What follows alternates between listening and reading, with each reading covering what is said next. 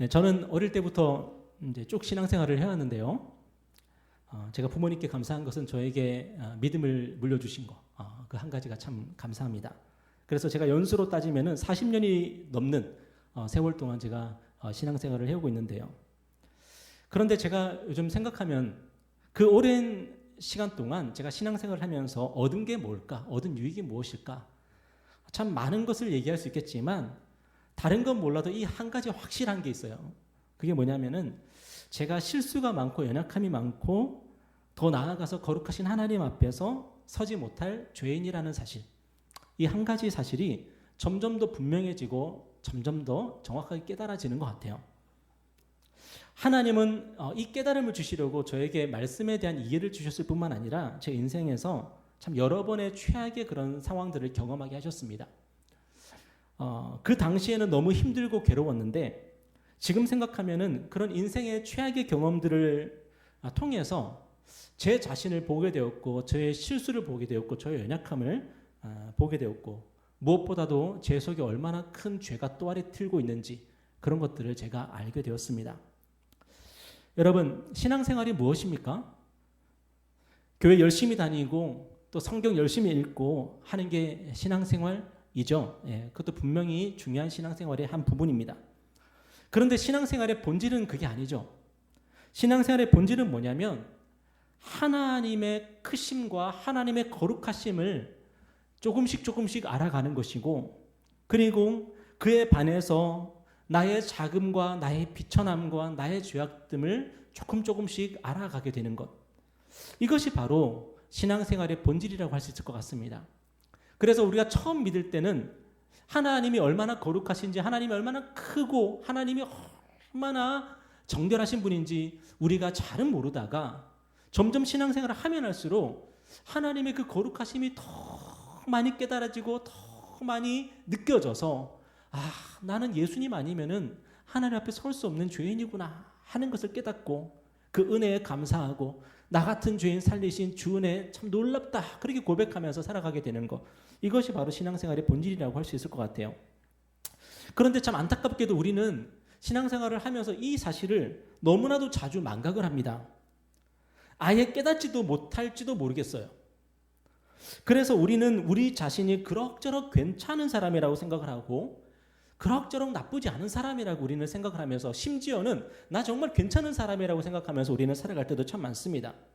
그래서 성경을 읽으면서 회개라는 단어가 나오면 회개하라 천국에 가까웠다 그 회개라는 단어가 나오면 그 단어는 나랑은 별로 상관없고 누군가의 얼굴을 떠올리면서 그 사람 회개했으면 좋겠다. 우리는 그렇게 생각할 때도 참 많이 있죠.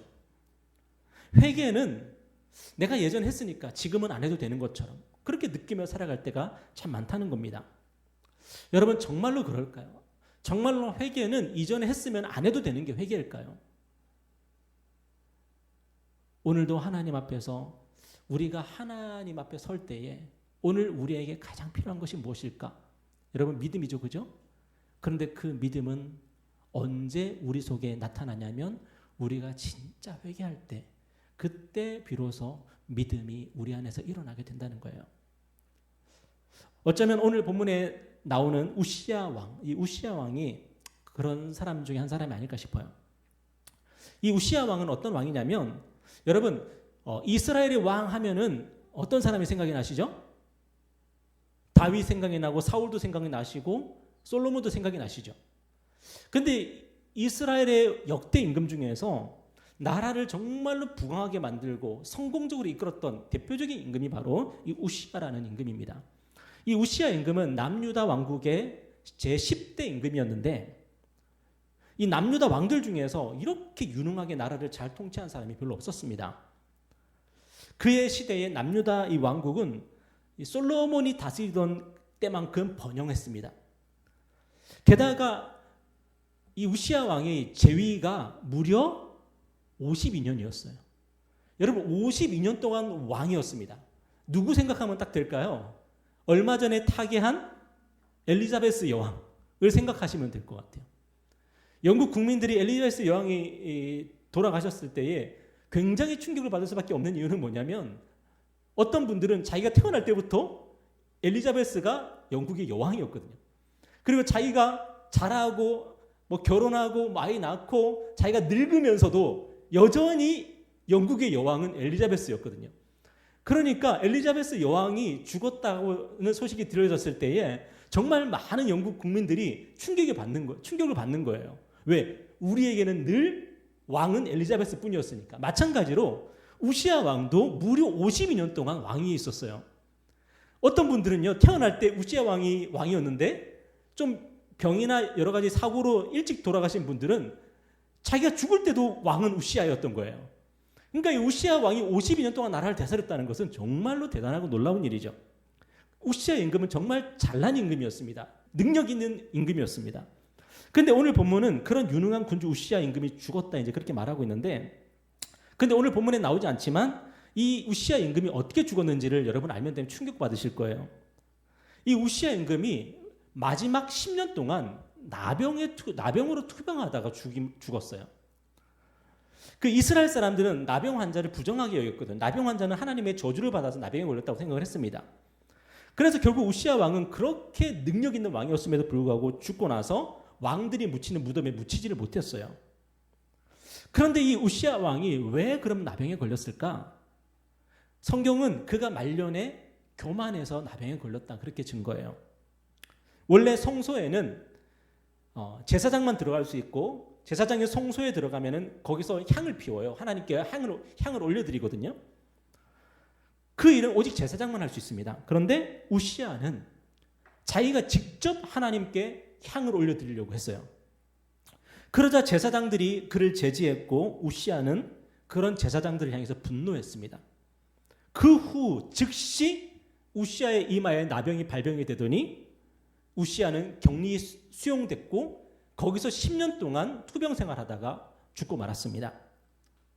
여러분, 우시아에게 있어서 가장 두려운 일이 무엇이었을까요? 우시아가 정말 하면 안 되는 일이 무엇이었습니까?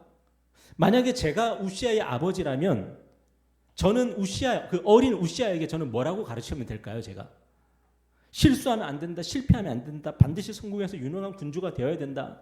제가 그 이야기를 가르치면 될까요? 우시아에게? 아마도 저는 어린 우시아에게 이렇게 교훈을 해야 될 것 같아요. 무슨 일이 있어도 제사장들을 업신여기지 말고 그들의 권위를 존중해야 된다. 그것이 하나님을 존중하는 것이다. 저는 그렇게 가르쳤어야 될 거예요. 여러분, 우리에게 있어서 가장 두려운 일은 실수하거나 실패하는 일이 아닙니다. 우리가 평생 하지 말아야 될 게 실수가 아니고 실패가 아닙니다. 여러분, 인생을 좀 살아보신 분들은 아실 거예요. 인생을 살면서 얼마나 많은 실수를 하고 실패를 합니까? 근데 그거는 절대로 하면 안 되는 일이다. 여러분, 그렇게 말할 수 없죠. 호랑이가 죽어서 가죽을 남긴다면 나는 죽어서 아무것도 남기지 못할까 봐 염려하는 것, 그런 염려는 할 필요가 없습니다. 하나님이 바라시는 것은 우리가 유명해져서 이름을 남기는 게 아닙니다. 하나님이 정말 바라시는 것은 우리가 하나님의 이름을 부르며 사는 것입니다. 우리의 이름을 남기려고 노력하며 사는 것이 아니라 우리에게 주신 이름을 부르면서 살아가는 게 바로 하나님의 뜻이에요. 하나님께서 저와 여러분에게 주신 이름이 뭡니까? 예수 아닙니까? 예수의 뜻이 뭐죠? 구원자라는 뜻이고, 또 예수님의 또 다른 이름이 있죠. 임마누엘. 임마누엘이 뭡니까? 하나님이 우리와 함께 하십니다. 우리는 늘 임마누엘 하나님이신 예수의 이름을 부르며 살아가는 것, 그게 하나님이 우리에게 주신 사명이에요. 우리는 일평생 그거 하며 사는 거예요. 우리 창세기 13장 4절 말씀 읽어볼까요? 아브라함이 뭘 했는지 한번 보세요. 다 같이 읽겠습니다. 시작. 그가 처음으로 제단을 쌓은 곳이라 그가 거기서 여호와의 이름을 불렀더라. 우리 믿음의 조상들이 했던 일이 바로 이겁니다. 그들은 자기 이름을 남기기 위해서 업적을 내면서 살지 않았어요. 우리 믿음의 조상들은 이동하는 곳마다 가는 곳마다 거기에 제단을 쌓고 하나님께 예배를 드리면서 하나님의 이름을 불렀습니다. 그게 바로 하나님께서 우리에게 바라시는 삶인 거죠. 여러분, 예배가 뭡니까? 예배는 다름 아니라 하나님의 이름을 부르는 것이 예배입니다. 하나님의 이름을 건성건성 부르는 것이 아니라 정말로 하나님의 이름을 우리의 마음을 담아서 부르는 것, 그게 바로 예배예요. 토트넘 팬들이 손흥민이 골을 넣으면 맨날 소니 하면서 막 이름을 부르지 않습니까? 그게 바로 예배입니다. 온 마음을 다해서 그 이름을 외치는 것, 그리고 그 이름을 외치면서 그 이름을 기뻐하는 거. 이게 바로 예배입니다. 하나님께서 우리를 창조하신 이유, 하나님이 우리를 그분의 백성으로 삼으신 이유가 뭡니까? 하나님을 예배하라고, 하나님의 이름을 부르라고, 하나님을 찬송하라고. 그게 예배입니다. 그런데 우리가 유명해지려고 하고 우리의 이름을 남기려고 하면 우리는 예배자로 살아가는 게 아니죠. 근데 우리가 예배자로 살아가지 않으면 우리는 어떻게 되냐면 우리의 마음이 항상 조급해 있어요. 내 이름을 남기지 못할까 봐 항상 조급한 거예요. 왜 우시아가 제사장들에게 화를 냈을까요? 우시아는 정말 유능한 통치자였고 그만하면 충분히 잘했습니다.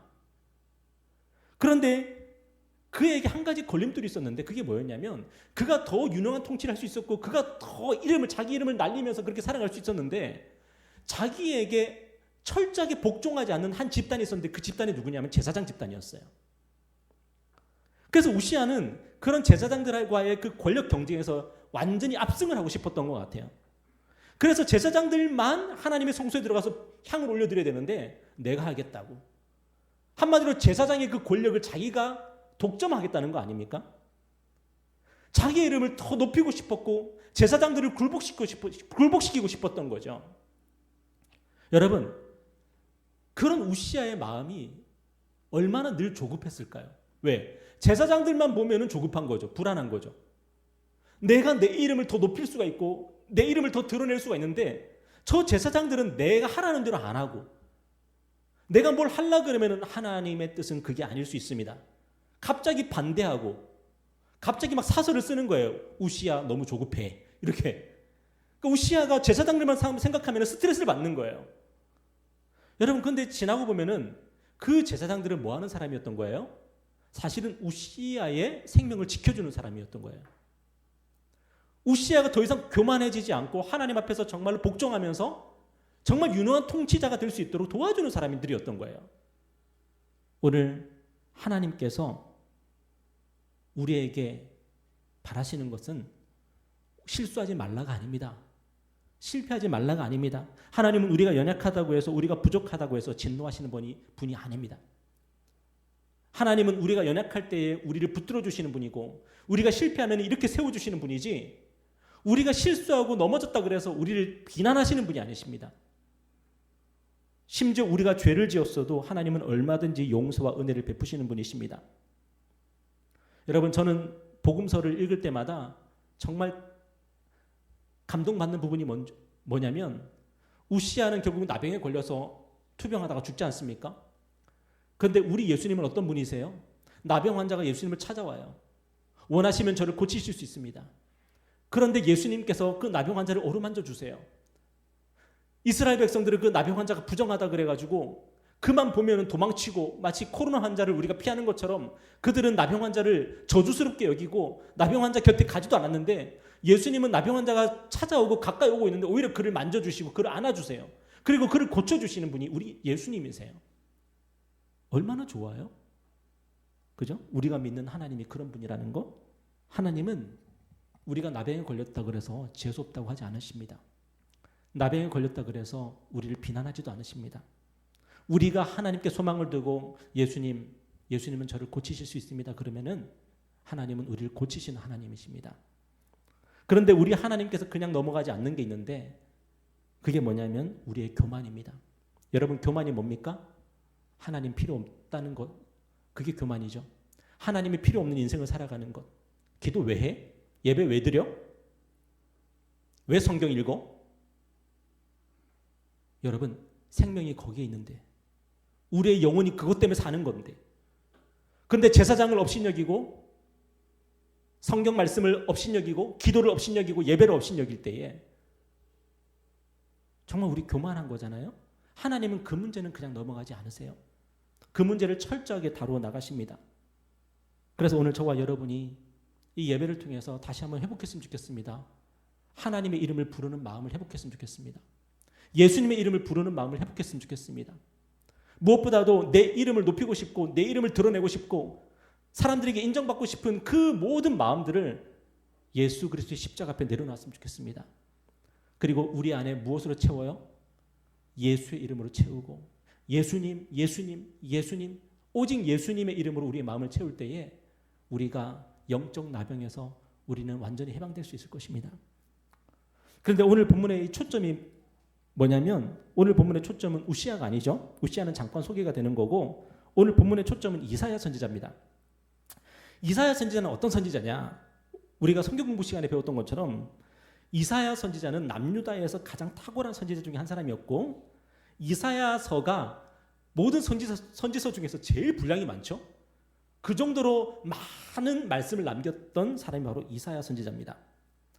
한마디로 구약 성경에서 절대적인 위치를 차지하고 있는 사람이 바로 이사야 선지자입니다.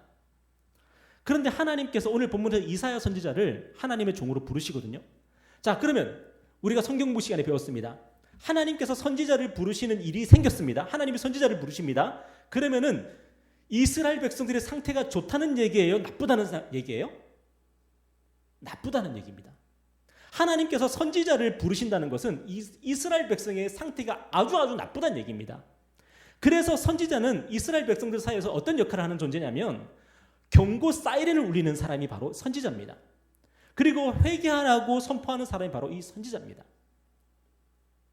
자, 그렇다면은 왜 이사야 선지자가 우시아 왕이 죽던 그 해에 이사야 선지자가 하나님의 부름을 받는 걸까요?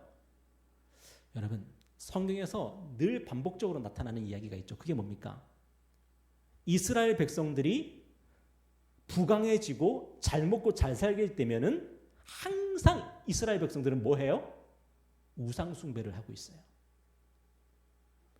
그러니까 우시아 임금의 그 철권 통치 속에서 나라가 부강해지고 잘 먹고 잘 살고 있는 상황 속에서 이스라엘 백성들은 하나님께 그렇다면 더욱더 가까이 나와왔느냐? 아니에요. 여러분, 우리에게 먹을 것을 주시는 하나님이시지 않습니까? 그죠? 우리에게 먹을 것을 주신 분은 하나님이십니다. 그런데 하나님께서 우리에게 먹을 것을 주시면은 그 다음에 사람들은 어떻게 하죠? 그 먹을 것을 숭배합니다. 우리에게 가정을 주신 분은 하나님이십니다. 그런데 하나님께서 우리에게 가정을 주시면 그 다음에 우리는 어떻게 하죠? 가정을 숭배하기 시작합니다. 우리에게 좋은 머리를 주시고 공부를 잘하게 하신 분은 하나님이십니다. 그런데 우리가 공부를 잘하게 되면 그 다음에 어떤 일이 벌어지죠? 공부를 잘하는 나 자신을 숭배하게 됩니다. 인간이란 그런 존재예요. 하나님께서 우시아 왕을 이스라엘 백성들에게 선물로 주셨고 그 우시아 왕에게 지혜와 능력을 다 주셨습니다. 그렇다면 우시아 왕은 하나님이 주신 지혜와 능력을 가지고 뭘 해야 되는 거예요? 이스라엘 백성들을 하나님께로 인도하는 삶을 살아야 되는 거 아닙니까? 근데 아까 우리가 봤듯이 우시아 왕이 하나님 앞에서 어떻게 했어요? 자기 자신을 높여요. 하나님을 높이는 것이 아니라 자기 자신을 높여요. 여러분, 우시아 왕이 그런 상태라면 이스라엘 백성들은 어떤 상태일까요? 이스라엘 백성들 역시 우시아 왕을 통해서 얻은 부귀 영화, 그 풍요 안락, 그 모든 것을 숭배하는 그런 삶을 살고 있는 거예요, 이제. 그런데 그 모든 것을 숭배하기 위해서 그들은 어떤 일을 하냐면은 여호와 하나님이 아니라 이방에 있는 신들을 가지고 오는 거예요. 왜냐? 여호와 하나님은 나의 풍요를 무한대로 만드시는 하나님이 아니시거든요. 나의 안락을 무한대로 만드시는 하나님이 아니시거든요. 여러분, 지난번에 여러분하고 잠깐 나눴지만 하나님의 그 법 중에서, 하나님의 율법 중에서 아주 가장 극단적이고 아주 그냥 하나님께서 혁명적으로 주신 법이 하나 있습니다. 그게 뭐죠? 희년법이에요. 우리가 지난번에 희년서도 함께 나눴잖아요. 근데 희년법이 뭐냐면은 50년이 되면은 모든 사람들의 원래 재산을 다 돌려주라는 게 희년법이에요. 빚진 사람들의 빚이 탕감이 되고 그 다음에 많은 땅을 차지하고 있던 사람들은 그 땅들을 원주인에게 다 돌려줘야 돼요. 이게 희년법이에요. 여러분, 이스라엘 역사 가운데 이 희년법이 지켜진 적이 있을까요? 없을까요? 한 번도 없습니다. 왜요? 땅을 차지한 사람들 그 땅을 왜 돌려줍니까? 노예를 부리고 있는 사람들 그 노예를 왜 풀어줍니까? 그럴 필요가 없죠. 하고 싶지 않은 일입니다. 그래서 이스라엘 역사상 하나님의 이 법이 지켜진 적이 한 번도 없습니다. 그런데 우리 하나님은 그런 하나님이세요. 잘 먹고 잘 사는 사람에게 그만하면 됐다고 말씀하신 하나님이시고, 가난한 사람에게 도로 나눠주라고 하신 하나님이시고, 특별히 부모가 빚을 졌어요. 그러면은 희년이 50년마다 돌아오거든요. 그러면은 부모가 빚을 졌어요. 그 아들이 그 빚을 조금 갚으며 살아요. 근데 그 손자 때가 되면 어떤 일이 벌어집니까? 희년이 선포가 되면서 모든 빚이 다 탕감이 돼버립니다. 적어도 자녀 또는 손자가 부모의 할아버지의 빚을 물려받지 않아도 됩니다. 이런 정의와 공의가 이루어지는 나라를 만드시는 분이 하나님이십니다. 여러분, 그렇다면 잘 먹고 잘 사는 사람들이 그 하나님을 믿고 싶어요? 안 믿고 싶어요? 그 하나님을 믿게 되면 희년법을 실행을 해야 되잖아요.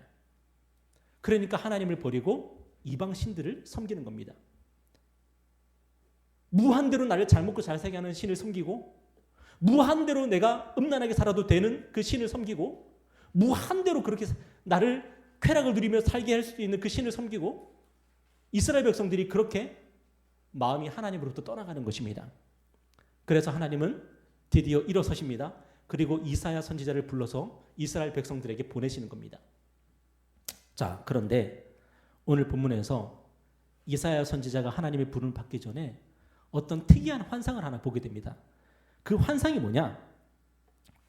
이사야 선지자가 다 환상 중에 봤더니 하나님의 그 천상의 보좌에서 하나님의 그 옷자락이 흘러내려가지고 하나님의 성전에 가득합니다.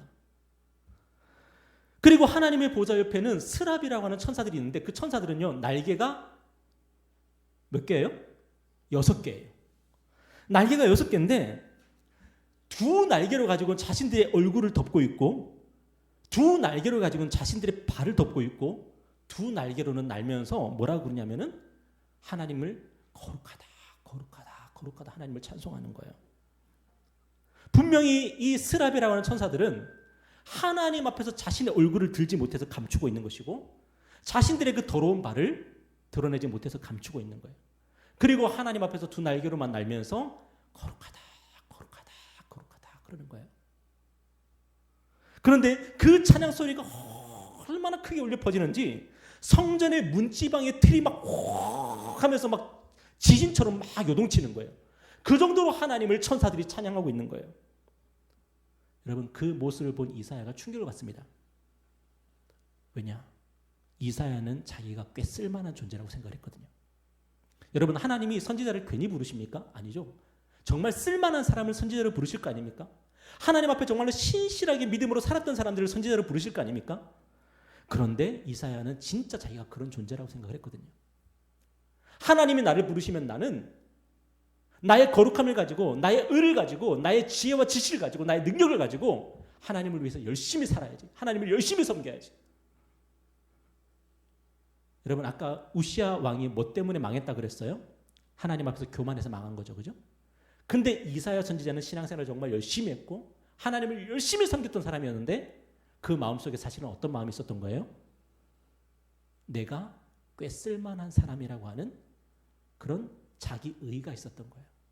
나는 목사가 될 만한 사람이고, 나는 전도사가 될 만한 사람이고, 나는 교회 장로가 될 만한 사람이고, 나는 예배를 드릴 만한 사람이고, 와, 오늘 내가 예배를 얼마나 잘 드렸는지 봐봐.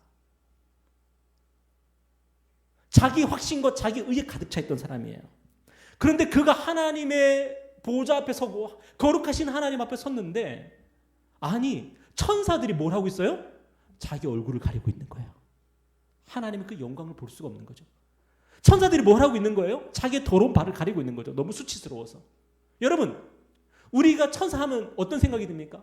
뭔가 아름답고 뭔가 거룩하고 예쁘고, 우리가 천사를 생각하면 그런 이미지를 생각하잖아요. 아니에요. 그 천사들이 하나님 앞에 서지를 못하는 거예요. 하나님 앞에 얼굴을 가릴 수밖에 없고 하나님 앞에 자기 발을 가릴 수밖에 없는 그런 존재가 천사인 거예요. 여러분, 그렇다면 우리는 어떻습니까? 우리는 어떻겠습니까? 우리가 하나님 앞에 설 때 우리의 모습은 어떻겠습니까? 우리가 밝은 빛 가운데 설 때에 우리의 모습에 대해서 우리는 자동적으로 의식이 됩니다. 왠지 아십니까? 우리 안에는 일말의 부끄러움과 수치심이 있거든요. 우리 자신에 대한. 우리는 완전하지 못하는 걸 우리는 알거든요. 우리는 흠이 많고 티가 많다는 걸 우리가 너무나도 잘 아니까. 우리는 밝은 빛 가운데 서는 것이 너무나도 두려운 거예요. 그래서 지금 어때요? 불이 노랗잖아요. 흰 빛을 저는 싫어합니다. 노란 빛이 더 좋습니다. 그런데 여러분, 거룩하신 하나님 앞에 우리가 설 때에 우리의 마음은 어떨까요?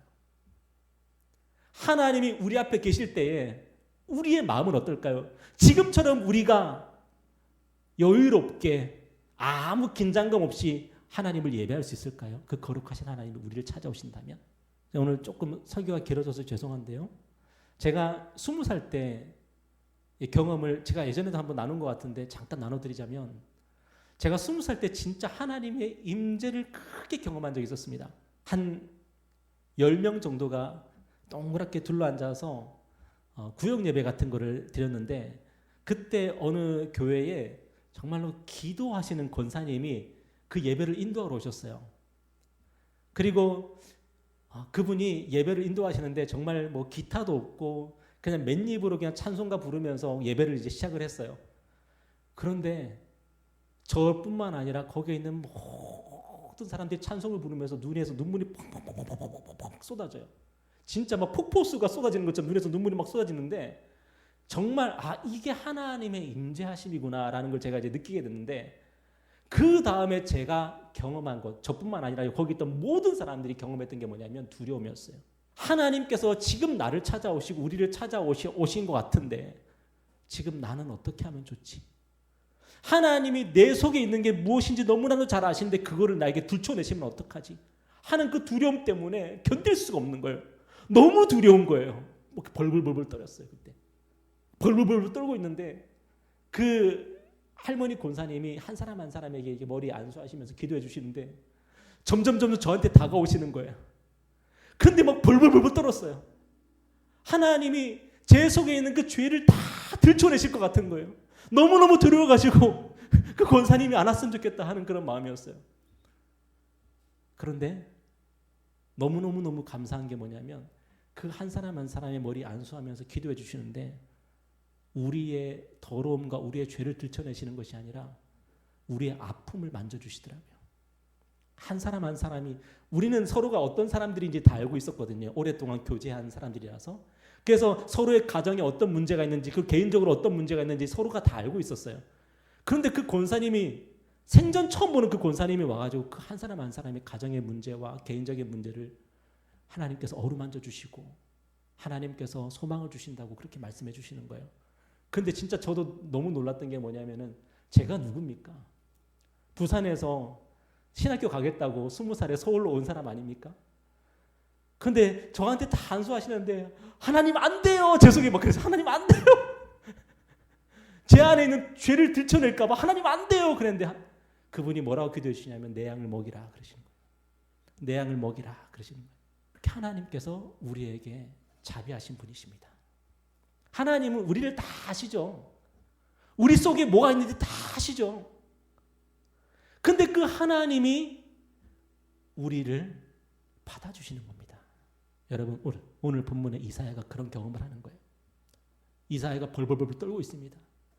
나는 신앙생활을 좀 할 줄 안다고 했고, 나는 목사가 될 만한 사람, 전도사가 될 만한 사람, 선지자가 될 만한 사람이라고 스스로 그렇게 느끼면서 그렇게 살아왔고, 우시야 왕이 하나님의 뜻대로 통치하지 않는 것을 보면서 비판했고, 백성들이 우상 숭배하는 것을 보면서 욕하면서 그렇게 이 썩어빠진 세상 하면서 막 그렇게 자기 안에 있는 그런 격정을 토로하면서 그렇게 살았는데, 근데 이사야가 하나님을 만났을 때 이사야가 뭐라고 고백합니까? 오늘 성경 한번 보실까요? 5절 말씀입니다. 다 같이 읽을까요? 시작. 그때 내가 말하되 화로다 나여 망하게 되었도다. 나는 입술이 부정한 사람이요 나는 입술이 부정한 백성 중에 거주하면서 만군의 여호와의 신 왕을 배웠음이로다 하였더라. 이사야가 하나님을 만났을 때에 내 입술이 얼마나 더러운지, 내 마음속에 얼마나 더러운 죄악들이 가득한지 이사야가 경험을 하게 됐어요. 그리고 나는 이제 죽었구나. 우시야가 나병에 걸려서 그렇게 망했던 것처럼 나도 이제 망하겠구나 라고 생각을 하고 있는데, 여러분, 아까 제가 하나님이 어떤 분이라고 말씀드렸습니까? 하나님은 우리에게 너무너무 자비로운 하나님이세요.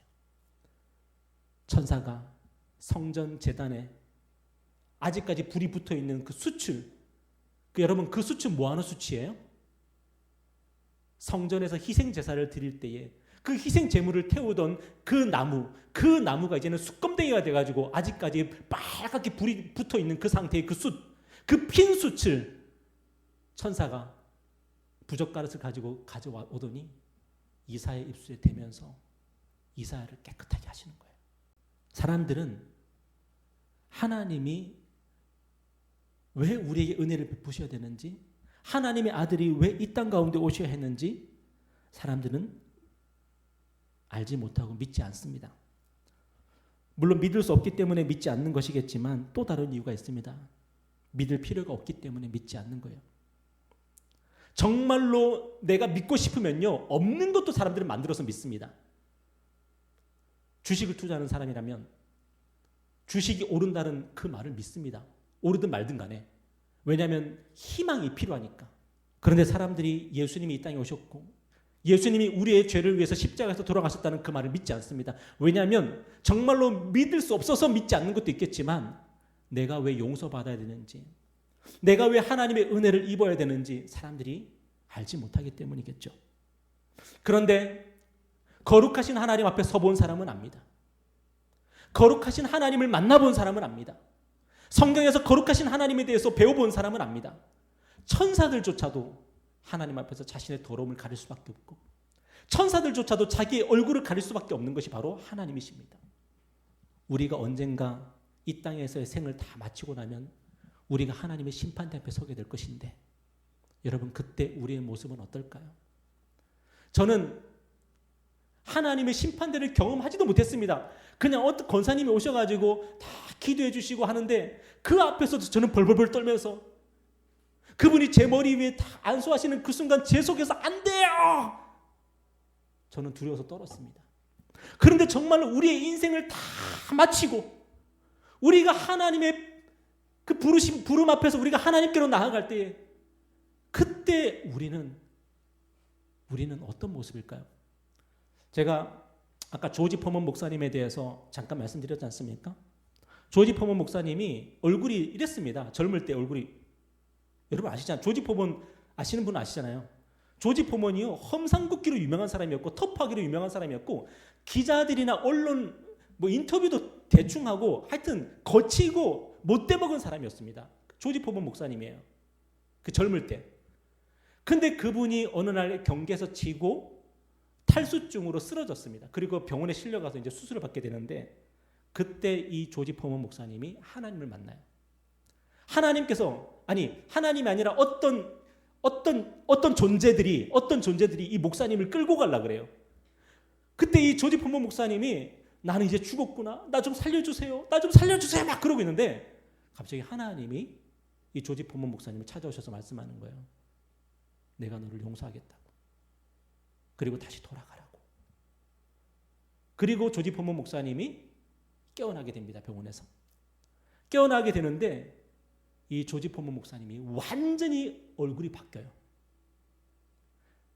여러분 나중에 보시면 알겠지만 원래는 이러고 다니시는 목사님이었거든요. 목사가 되기 전에. 근데 이분이 예수님을 만나고 예수님께서 나를 용서하신 그 은혜를 경험하고 나서 동네 바보형이 돼요. 동네 바보형. 그리고 저는 미국에서 살아본지 않아서 잘은 모르지만 미국에서 살아보신 분들은 보셨는지 모르겠어요. 이 조지 포먼 목사님이 시트콤에도 나오고 막 그래요. 동네 바보형이에요. 그래서 요즘 미국의 젊은이들은 그냥 동네에 좋은 할아버지 그 정도로밖에는 조지 포먼을 모른대요. 조지 포먼의 얼굴이 바뀌었어요. 그가 하는 말이 바뀌었어요. 제가 조지 포먼 목사님이 이제 목사가 된 이후에 또 목회 사역과 청소년 센터 운영을 위해서 다시 이제 복싱을 다시 시작하게 되시는데 그 자금 때문에 이 목사님이 권투를 하시는데 이제는 어떻게 권투를 하시냐면은 예전에는 쓰러진 사람도 때려 죽이려고 막 그랬어요. 그런데 예수님을 만난 이 조지 포먼 목사님은 누군가가 마우스피스가 이렇게 막 떨어져 나가잖아요. 그러면은 그거 죽을 때까지 기다려줘요. 그리고 자기가 억울하게 패배하는 일이 있어도 그 사람을 안아주고 사람이 바뀌는 거예요.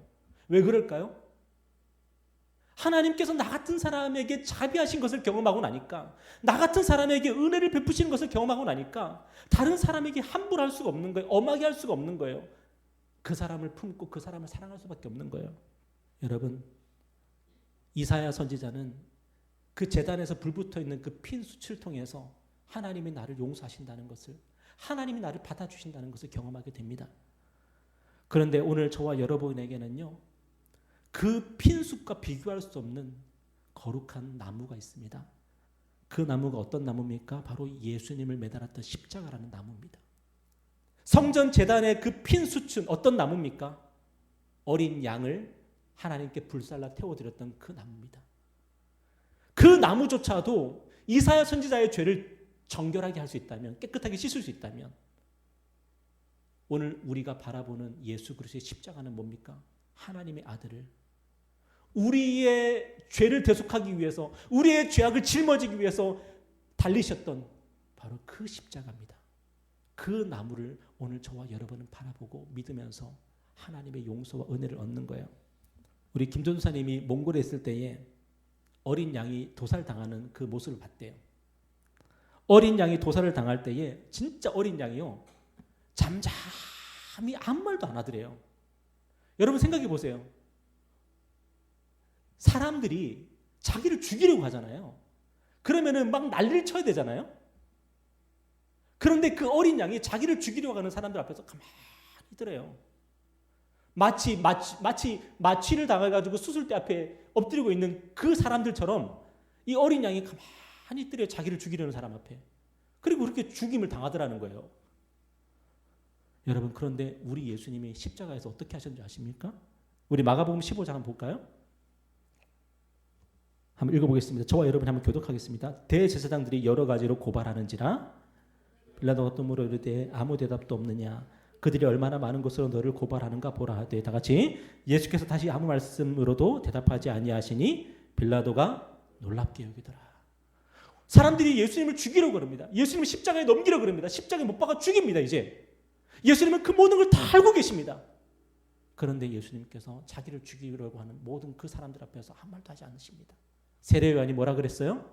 보라, 세상 죄를 지고 가는 하나님의 어린 양이로다. 우리 예수님이 우리의 죄를 짊어가는 하나님의 어린 양이었던 거예요. 우리 예수님이 빌라도 앞에서 아무런 반박도 하지 않으시고 십자가에 그대로 끌려가셔서 십자가에서 죽임을 당하시는 거예요. 예수님의 십자가는 이사야가 경험했던 그 핀숫하고는 비교할 수 없는, 우리를 깨끗하게 하고 우리의 죄를 맑게 씻겨주시는 그런 놀라운 십자가입니다.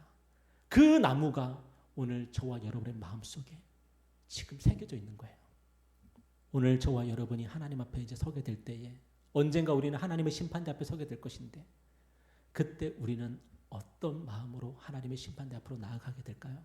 제가 지난번에도 나누었지만 저는 정말 한 가지 분명히 확신하는 것이 뭐냐면, 제가 하나님의 심판대 앞에 나아갈 때에 거기에 우리 주님이 계실 거라는 믿음입니다.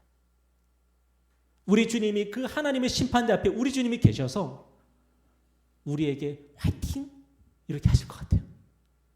우리는 어마무시한 그런 인생의 모든 죄악을 가지고 하나님 앞에 힘없이 걸어 나가게 될 때에, 그때 우리는 그 곁에서 우리를 편히 되어 주시고 우리를 응원해 주시고, 그리고 우리에게 못자국을 보여주시면서 내가 너를 위해서 죽었으니까 걱정하지 마, 그렇게 말씀하실 예수님 때문에 우리는 힘을 얻을 것이고 용기를 얻을 것이고 하나님께 우리는 은혜를 입게 될 것입니다.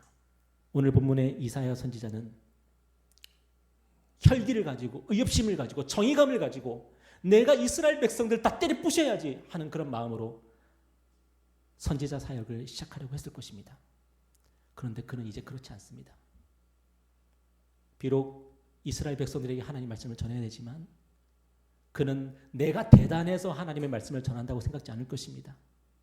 나도 이스라엘 백성들과 똑같은 죄인이지만 하나님이 나를 용서하셨다는 그 은혜 때문에, 이스라엘 백성들도 하나님께 용서받기를 바라는 그 마음으로, 그 긍휼의 마음을 가지고 이제 사역을 시작하게 될 것입니다.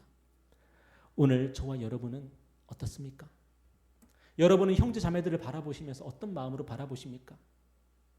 나는 성공했어, 나는 잘하고 있어, 나는 의로워, 나는 죄 별로 안 지었어, 어떤 그런 마음으로 사람들을 바라보고 있습니까? 아니면 나도 하나님 앞에서 정말로 나병 환자밖에는 될 수 없는 그런 존재구나, 나병 환자는 다름없는 그런 신세구나, 그런데 그런 나를 우리 예수님이 어루만져 주셨구나, 이 마음 가지고 여러분 형제자매들을 바라보고 있습니까? 마지막으로 로마서 5장 말씀 읽고 마치겠습니다. 저와 여러분 교독해 볼까요? 한 사람이 순종하지 아니함으로 많은 사람이 죄인 된 것 같이 한 사람이 순종하심으로 많은 사람이 의인이 되리라. 율법이 들어온 것은 범죄를 더하게 하려 함이라. 그러나 죄가 더한 곳에 은혜가 더욱 넘쳤나니 이는 죄가 사망 안에서 왕노릇한 것 같이 은혜도 또한 의로 말미암아 왕노릇하여 우리 주 예수 그리스도로 말미암아 영생에 이르게 하려 함이라. 아담 그 한 사람 때문에 죄가 이 세상에 들어왔는데 예수 그리스도 그 한 분 때문에 의가, 하나님 앞에서 은혜가, 영생의 그 선물이 우리에게 주어졌다고 말씀하고 있습니다. 예수 그리스도를 구주로 믿는 모든 사람들에게 그 은혜가 넘치게 될 것이고 예수 그리스도께서 달리셨던 그 십자가를 바라보는 사람들마다 이사야가 경험했던 그 놀라운 은혜와 자비를 누리게 될 것입니다. 오늘 저와 여러분의 마음속에 예수의 십자가밖에 없음을 고백합니다. 그리고 하나님께서 우리를 넉넉히 용서하셨음을 우리 믿음으로 고백합시다. 우리 예수 이름만 부르고 예수 이름으로 우리의 가슴을 채워서 하나님 앞에서 끝까지 믿음으로 승리하는 저와 여러분 되기를 주님의 이름으로 축복합니다.